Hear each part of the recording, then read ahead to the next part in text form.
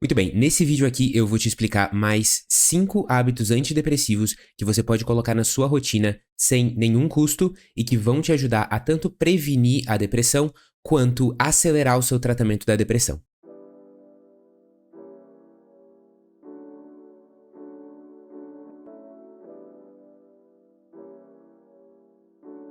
Eu me chamo Henrique, para quem não me conhece, sou psicólogo e um dos fundadores da Eureka, que é a maior rede de terapia do Brasil e que faz hoje mais de 4.000 sessões de terapia todos os meses, assim como mais de 1.000 consultas em psiquiatria. Eu mesmo sou terapeuta há mais de 5 anos e já atendi muitos casos de pacientes com depressão. E uma das primeiras coisas que você que tem sintomas de depressão pode se perguntar é se o tratamento para depressão é só a terapia e os remédios, ou se eu posso fazer alguma coisa, um novo hábito que eu posso colocar na minha rotina, que seja algo simples, que eu consiga fazer mesmo quando eu tô desanimado e que já vai me melhorar meu ânimo, melhorar meu humor.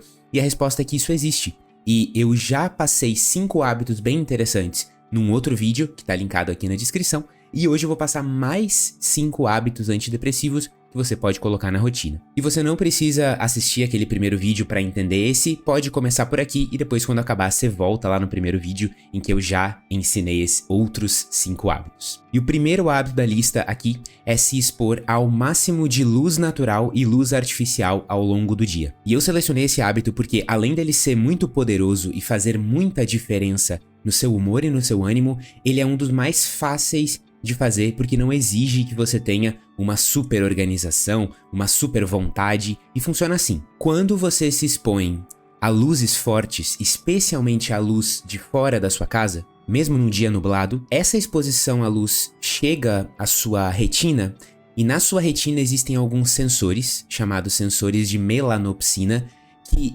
percebem a força da luz, a intensidade daquela luz, e dependendo da intensidade, eles comunicam para o seu cérebro que chegou o período do dia. A gente, o nosso corpo, ele segue um ritmo conforme tá de dia ou de noite, mas a gente é programado para só entender mesmo que tá de dia, a ponto de gerar várias reações químicas do aumento do cortisol e da adrenalina. A gente só entende isso se existe uma luz forte o suficiente para nossa retina perceber que tá nesse momento claro do dia. Mas infelizmente hoje, por causa da forma como a gente vive no mundo moderno, muitos de nós passam a maior parte do dia em lugares fechados.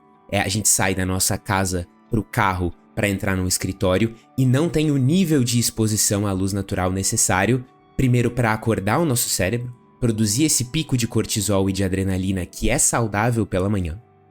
E aí a gente passa o período da manhã super lento, e só consegue acordar mesmo ali pelas 10h30, 11, às vezes nem acorda direito, acaba tomando um monte de café para compensar o cansaço.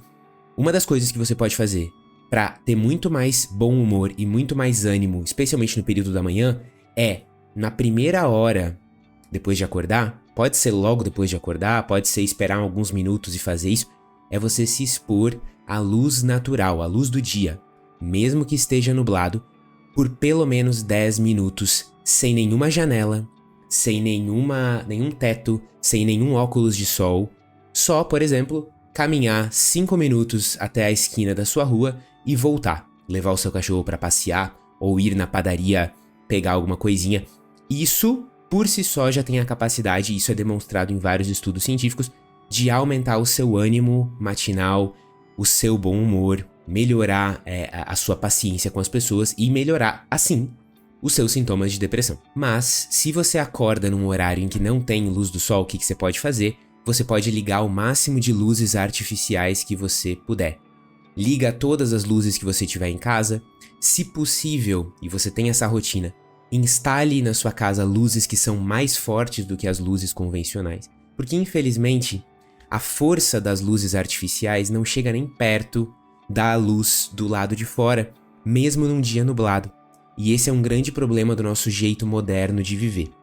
O quanto mais ao longo do dia você pudesse expor à luz natural e à luz artificial, com exceção do período da noite, melhor.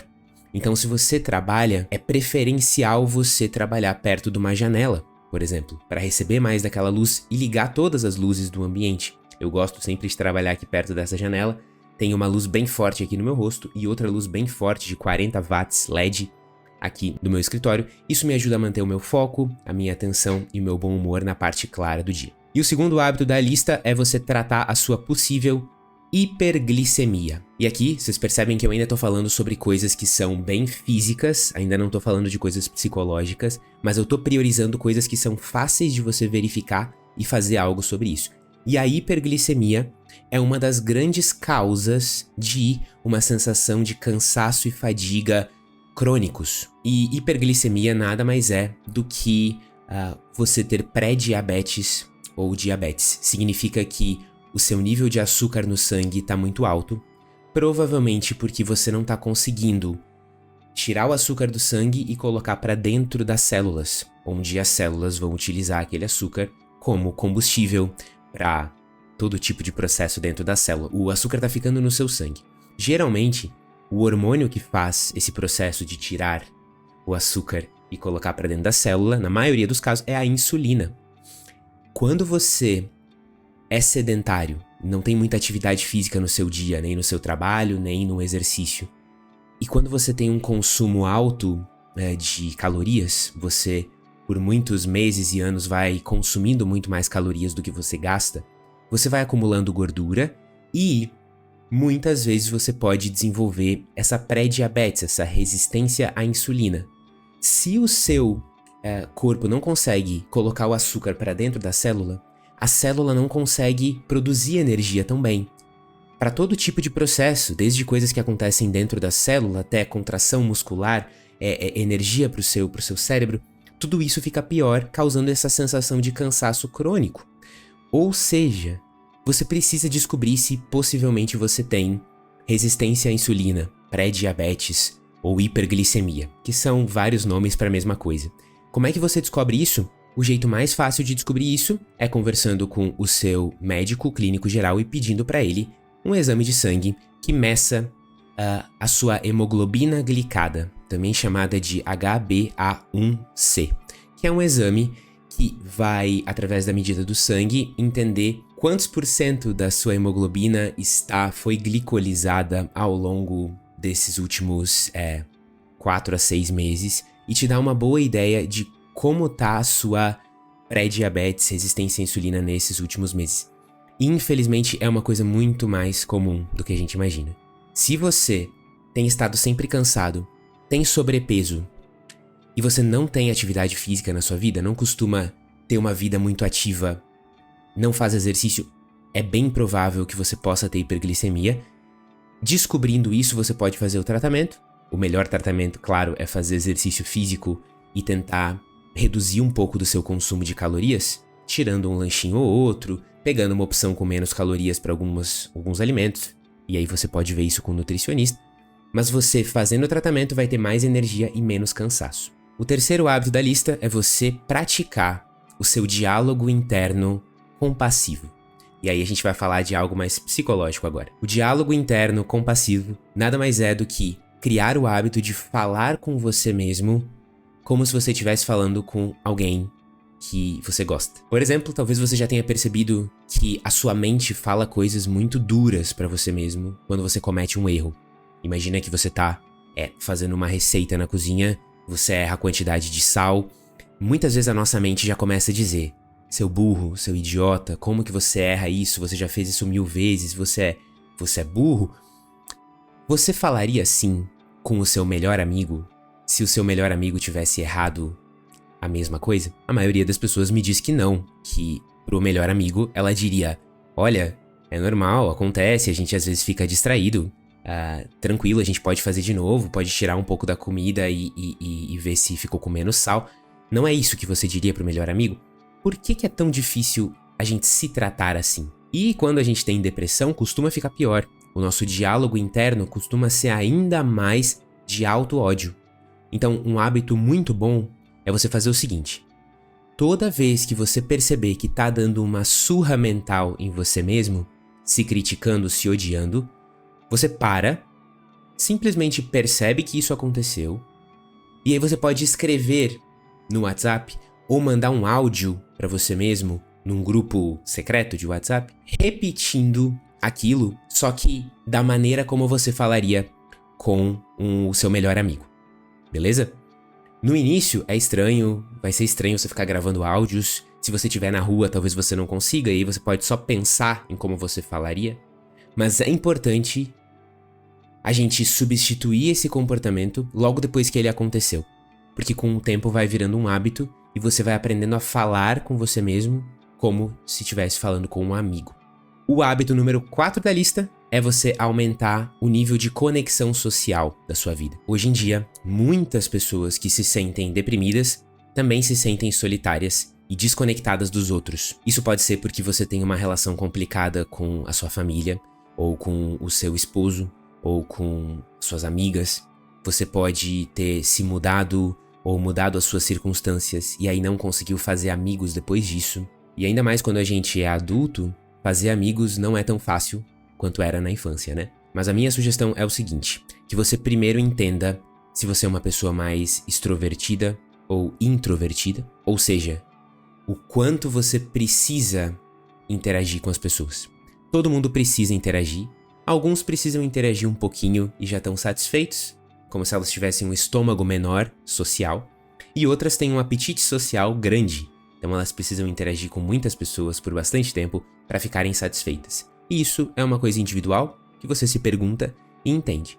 Depois de entender isso, você tem que pensar, cara, quais são as coisas que eu gosto de fazer ou que eu gostaria de experimentar que tem a ver com participar de algum grupo? Por exemplo, talvez você sempre quisesse ter experimentado jogar tênis. E aí você descobre que tem uma aula de tênis, e essa aula de tênis tem várias pessoas, e bom, ali tem um grupo, perfeito? O seu foco não vai ser fazer amizade. O seu foco vai ser ir lá na aula de tênis. E você vai deixar a parte da amizade acontecer naturalmente. Talvez você sempre pensou em participar de um coral. E aí você pesquisa no Google, corais na minha cidade. E descobre que tem um coral, faz uma aula experimental. E esse coral tem outras pessoas, naturalmente. O seu objetivo não é ir no coral para fazer amigos. Até porque quando a gente vai para um lugar pensando, nossa, eu preciso fazer amigos, dá um certo nervoso, né? Não fica tão gostoso ir. Mas você vai pensando em fazer uma coisa nova que vai te dar uma alegria. E deixa a parte da amizade rolar naturalmente. Se rolar, rolou. Se não rolar, não rolou. E isso vai aumentar a conexão social da sua vida. Óbvio, tem muitas formas de aumentar essa conexão social que você até deve saber melhor do que eu, porque você conhece a sua vida, né? Mas uma das mais comuns e fáceis é pensar no que você gosta e em que tipo de grupo eu posso entrar que tem a ver com o que eu gosto. Para que eu faça o que eu gosto, não fico ali pensando em fazer amigos, mas a parte da amizade rola naturalmente. E o meu último hábito aqui da lista é que você precisa abandonar a autodisciplina e investir na heterodisciplina. Isso é uma coisa que eu vejo pouquíssimas pessoas falando hoje em dia, mas autodisciplina é quando eu quero criar novos hábitos, esse é um projeto pessoal, e eu vou ser a pessoa que me cobra de fazer esses hábitos. Então eu pego lá o meu papelzinho e eu escrevo que eu vou acordar a tal hora, eu vou me expor à luz do sol, da claridade, eu vou fazer exercício, eu vou suplementar ômega 3, eu vou fazer o meu próprio café da manhã, todos esses hábitos bacanas, mas só eu participo disso e eu sou a pessoa que cobra, a pessoa que julga se foi feito e a pessoa que faz. É um sistema fechado. E qual que é o problema da autodisciplina? É que pouquíssimas pessoas têm um perfil para ter autodisciplina. Na verdade, a maioria das pessoas não tem esse perfil, porque chega na hora do pega pra capar e a gente cede. A gente não é tão disciplinado assim, a gente inventa uma desculpa pra poder fazer o que a gente realmente quer fazer e aquela disciplina não se mantém. Porém, se a gente envolve outras pessoas nesse projeto, você vai ver uma coisa chamada heterodisciplina. Hétero é só uma palavra que significa outro. Hétero significa outro. Ou diferente, né? Então, quando uma pessoa diferente, uma outra pessoa, entra no seu sistema de disciplina, é muito mais fácil que esse sistema dure. É por isso que é muito mais fácil uma pessoa que contrata um personal trainer, que vai com ela na academia todos os dias, que vai estar lá esperando ela para fazer os exercícios com ela, naturalmente a pessoa vai ter mais resultado, porque não é só ela lá guiando o seu próprio treino, deixando de lado uns exercícios, fazendo um treininho mais curto, não colocando tanto peso assim, não se desafiando. Com o personal, você tem um sistema de heterodisciplina. Porém, é óbvio, aqui é só um exemplo. O personal pode ser caro para você, não pode ser acessível no momento. A gente precisa pensar, como que eu posso envolver outras pessoas nesse meu processo de criar esses hábitos? E essas pessoas não precisam estar sendo pagas, né? Por exemplo, você pode combinar com a sua amiga ou familiar ou companheiro que vocês vão fazer juntos essa caminhada de manhã para pegar a exposição à luz natural. Você poderia prometer para um vizinho que você vai levar o cachorro dele para passear todo dia nesse X horário e você já vai aproveitar para fazer um pequeno exercício e receber essa luz natural.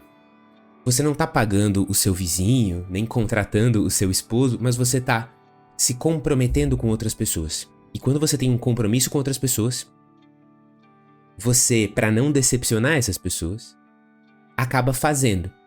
Mas, depois que você já tá fazendo, você gosta de fazer. Esse compromisso ajuda você a sair do zero e dar o primeiro passo, começar a fazer, e aí começando você pega gosto por aquilo. E ajuda você a ser constante, mesmo quando seus sentimentos e vontades são inconstantes. Queridos, aperta aqui embaixo no botão de gostei e se inscrevam no canal, porque a gente vai lançar cada vez mais esses vídeos de hábitos antidepressivos. Se você gostou mesmo desse vídeo e quer salvar, quer mandar para alguém, faça isso, porque esses hábitos são grátis e acessíveis para qualquer pessoa. Se inscrevam no canal e até o próximo vídeo. Tchau, tchau!